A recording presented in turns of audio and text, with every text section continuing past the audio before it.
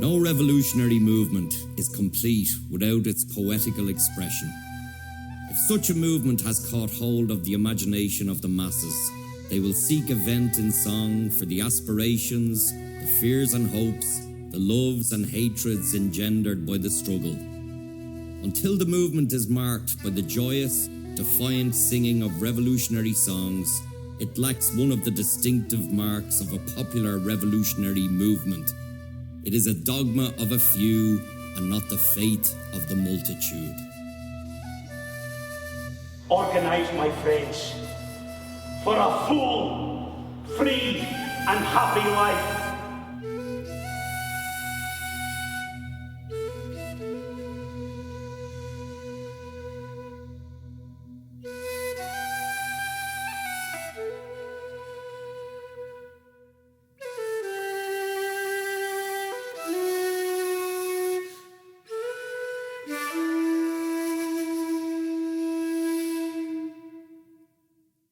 Come workers, sing a rebel song, a song of love and hate, of love unto the poorly and of hatred to the great who trod our fathers down, who steal our children's bread, whose hands of greed are stretched to rob the living and the dead. Then we'll sing a rebel song as we proudly march along to end the age-old tyranny that makes for human tears. And our march is nearer dawn with each setting of the sun, and the tyrant's might is passing with the passing of the years. We sing no more of wailing, no songs of sighs or tears. High are our hopes and stout our hearts, and banished all our fears. Our flag is raised above us, that all the world may see. 'Tis labour's faith and labour's arm alone can labour free. Then we'll sing a rebel song as we proudly march along to end the age-old tyranny that makes for human tears.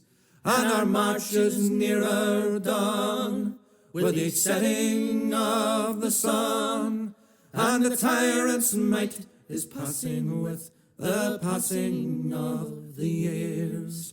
Out from the depths of misery we march with hearts aflame, with wrath against the rulers false who wreck our manhood's name. The serf who licks the tyrant's rod may bend forgiving knee. The slave who breaks his slavery's chain a wrathful man must be. Then we'll sing a rebel song as we proudly march along to end the age-old tyranny that makes for human tears. And our march is nearer dawn with each setting of the sun, and the tyrant's might is passing with the passing of the years. Our army marches onward, it says towards the dawn, and trust secure in that one thing the slave may lean upon. The might within the arm of him who, knowing freedom's worth, strikes hard to banish tyranny from off the face of earth. Then we'll sing a rebel song as we proudly march along to end the age-old tyranny that makes for human tears. and our march is nearer done, with the setting of the sun, and the tyrant's might is passing with the passing of the years.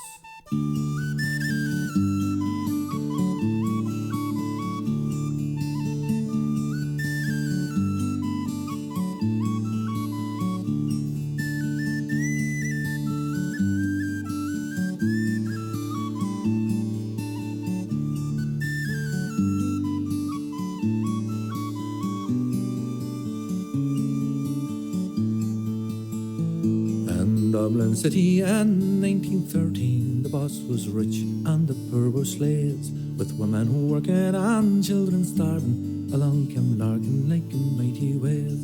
The workers cringed when the bossman thundered. 70 hours was their weekly chore. They asked for little and less was granted, less getting little than they'd ask for more.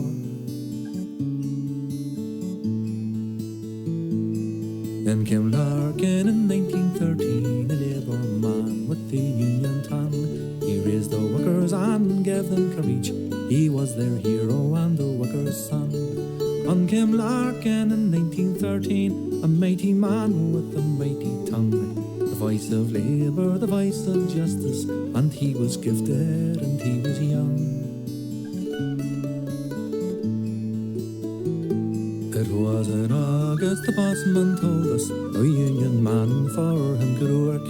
We stood by Larkin and told the bossman we'd fight and die, but we'd never shirk. 8 months we fought, 8 months we starved.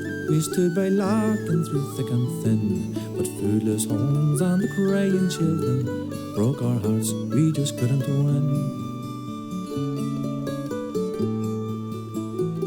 When Larkin left us, we felt defeated. The night was dark for the working man. Connolly came with new hope and counsel. His motto was, we would rise again.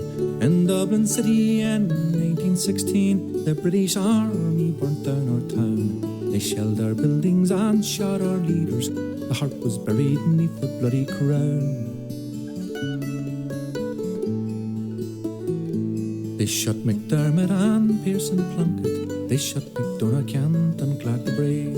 And Cold Kilmainham, they took their bodies to Arbor Hill and a quicklime grave. Last of all of our gallant leaders, I'll sing the praise of James Connolly. The voice of labour, the voice of justice, he gave his life that we might be free.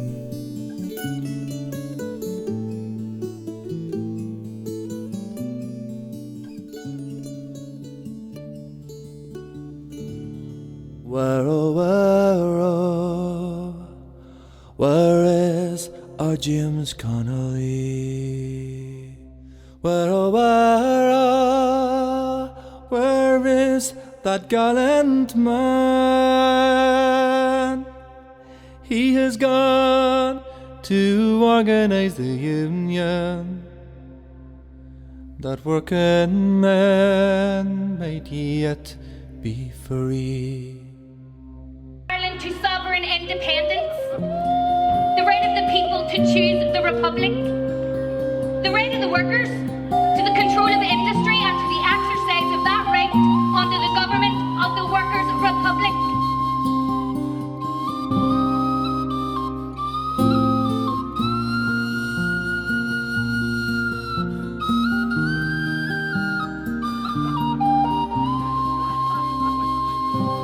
Where, oh, where is the citizens' army? Where, oh, where is that gallant band? They have gone to join the great rebellion and smash the chains of slavery. Then who will lead the van? Then who will lead the van? Who but our James Connolly, the hero of the working carry high the burning flag? Who carry high the burning flag? Folks, before we start formal proceedings, please give a very warm welcome to James Connolly.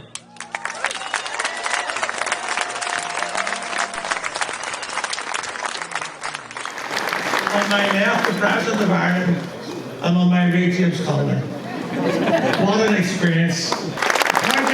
Today is a very proud day for Fáilte First here in West Belfast. And as the MP for West Belfast and a proud chairperson of Fáilte First here, I stand with you all here today. Jim McSpey said a few weeks ago that Connolly is coming home. He said today, the 19th of April, that's when he arrives. Well, today he has arrived home, and we're here to greet him and welcome here in the heart of the Falls Road. Fáilte Áras Uí Chonghaile. On behalf of the 800,000 women and men across the Irish Congress of Trade Unions, I want to congratulate and commend everybody from near and far associated with the important delivery and development of this very important centre. What is needed now is not for any of us to be mute or intimidated.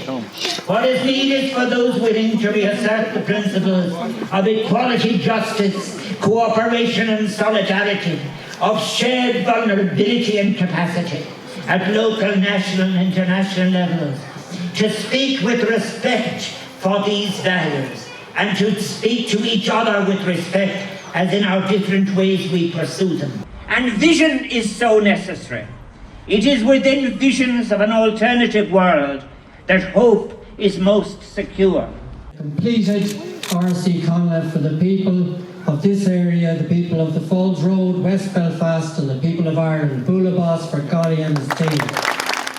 It's an absolute honour to bring solidarity on behalf of the TUC and to share a platform with the President of Ireland. It is the role of all of us to finish the unfinished work, the vision that James Connolly and others who actually give the ultimate sacrifice in their lives to finish that work. So let us organise, let us unionise, let us mobilise and finish the job.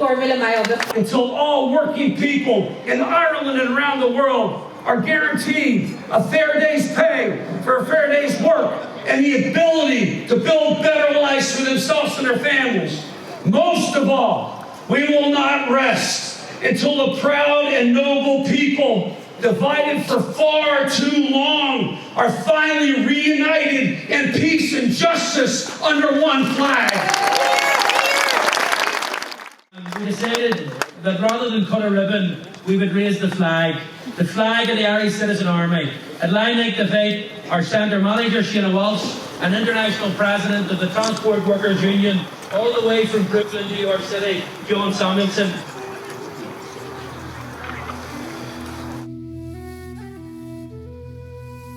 During the fighting in the GPO in 1916, James Connolly was wounded in the shoulder and in the leg. He was taken to the Red Cross Hospital in Dublin Castle in the immediate aftermath of the Easter Rising. On the 12th of May 1916, Herbert Asquith, the British Prime Minister, arrived in Dublin, ostensibly to investigate the damage created during the Easter Rising, and in reality, to put a stop to the bloody executions. However, General Maxwell of the British Army decided that two men had to pay the final price. That was Sean McDermott and James Connolly. Due to the nature of his wounds, James Connolly was unable to stand to face the firing squad, and instead he was tied to a chair while 12 members of the British Army executed him on behalf of Irish capitalist interests and British imperialism.